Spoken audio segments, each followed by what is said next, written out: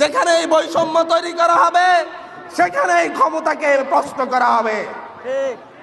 এটাকে আর দমিয়ে রাখা যাবে না। আমরা আজকে এখানে এসেছি আমাদের প্রাথমিকের শিক্ষকদের সাথে সংহতি জানাতে। আমরা বলতে চাচ্ছি যে হচ্ছে শিক্ষকরা আমাদেরকে শিক্ষা দেন, আবার আমরা বলি শিক্ষা জাতির মেরুদণ্ড। সুতরাং শিক্ষকরা যদি হচ্ছে সন্তুষ্ট না থাকেন তাহলে কিভাবে এই জাতি মেরুদণ্ড খাড়া করে দাঁড়াবে, এই জাতি শীত দ্বারা খাড়া করে দাঁড়াবে?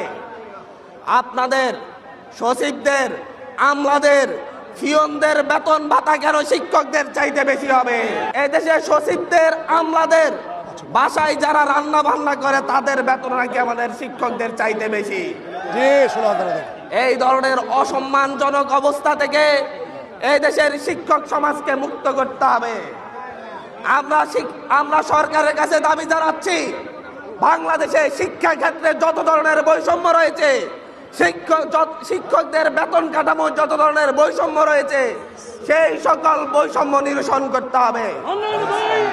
আমরা সরকারকে বলছি, এই জুলাই পরবর্তী, এই গণ অভ্যুত্থান পরবর্তী, এই বিপ্লব পরবর্তী বাংলাদেশের পরিবর্তনের জন্য সবচেয়ে প্রয়োজন শিক্ষা ব্যবস্থার সংস্কার। শিক্ষা ব্যবস্থার সংস্কার না হলে এদেশে কোনো পরিবর্তনই সাস্টেইনেবল হবে না। আমরা বলছি অতি দ্রুত শিক্ষা কমিশন গঠন করে শিক্ষা ব্যবস্থার আমূল পরিবর্তনে ভূমিকা রাখতে হবে।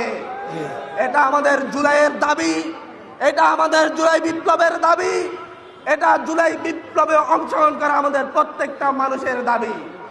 শিক্ষা কমিশন গঠন না হওয়া, শিক্ষা ব্যবস্থার আমূল সংস্কার না হওয়া, শিক্ষকদের বৈষম্য, শিক্ষার্থীদের বৈষম্য নিরসন না হওয়া, এটা মূলত জুলাইয়ের সাথে গাদ্দারি।